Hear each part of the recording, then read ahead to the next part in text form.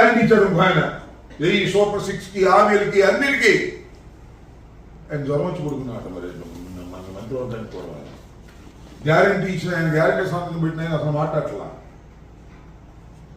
నిన్న cabinet meeting కూడా రాలా. అదేంటంటే ఆయనకి వెన్నుపూసలో నొప్పిగా ఉంది, జ్వరం ఉన్నా నిజమే ఉందని నాకు తెలియదు. కానీ ఇది రాష్ట్రం ఉన్న పరిస్థితి. రాష్ట్రం అధ్వానంగా తయారవుతుంది. ఇచ్చిన హామీ నెరవేర్చడం లేదు. అభివృద్ధి మాత్రం ఈనాడు ఫ్రంట్ పేజీలో ఉంటుంది, లేదా జ్వాలజ్యోతి మొత్తం టోటల్ పేజీలో ఉంటుంది. ప్రాక్టికల్గా మాత్రం జీరో అభివృద్ధి, సంక్షేమం ఎగ్గొట్టాడు. ఇది జరిగినటువంటి విషయం. ఓకే, ఈ వైసీపీ మొన్న పట్టభద్రుల నియోజకవర్గానికి తోక ముడిసిందా అని చెప్తున్నారు. తోక ముడవటం ఏంటి? అది తోక ఇచ్చిదే కదా మేము ముడవడానికి తోక ఎత్తరా?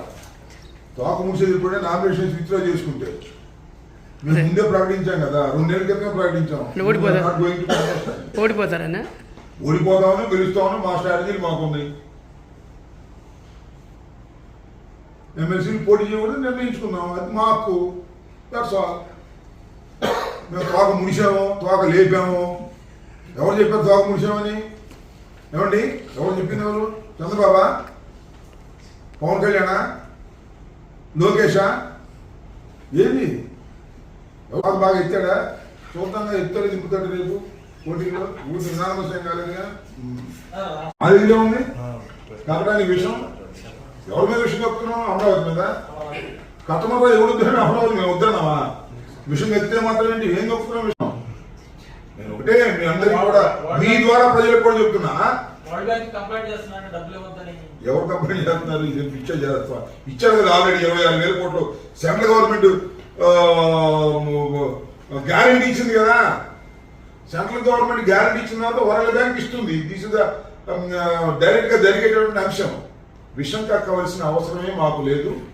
అమరావతిని నిర్మించడం అనే దానిలో మాకు ఏ విధమైనటువంటి రెండో అభిప్రాయం లేదు. అమరావతిని ఆయన ప్రభుత్వం, ఆయన అమరావతి ఫౌండేషన్ వేశాడు, ఆయన అమరావతి నిర్మించుకోమని చెబుతున్నాం. కానీ రాష్ట్ర ఆర్థిక పరిస్థితి దృష్ట్యా పట్టణాలను నిర్మించడం సాధ్యం కాదు అనేది నా అభిప్రాయం. పట్టణాలు నిర్మించడం కంటే అసెంబ్లీని, పార్లమెంట్ అసెంబ్లీని, హైకోర్టుని, సెక్రటరీని నిర్మించుకుంటే అయిపోయేది అనేది నాకున్నటువంటి పరిజ్ఞానం. లేదు, నేను అసలు ఒక పట్టణాన్ని నిర్మించేస్తాను. అది హైదరాబాద్ కన్నా పెద్ద పట్టణం అవుతుంది, అది బెంగళూరు కన్నా పెద్ద పట్టణం అవుతుంది. అంటే నేను చేయాలా? అయ్యింది ఇప్పుడు పెద్ద పట్టణం. 5 సంవత్సరాలు నేను పూర్తి చేశా. ఈ 5 సంవత్సరాలు పూర్తి చేయి, శభాష్, మెచ్చుకుంటాం. 26,000 కోట్లకు అప్పుకి వెళ్ళావు. దేనికి విజయవాడ 26,000 కోట్లు అప్పు దేనికి తెలుసా?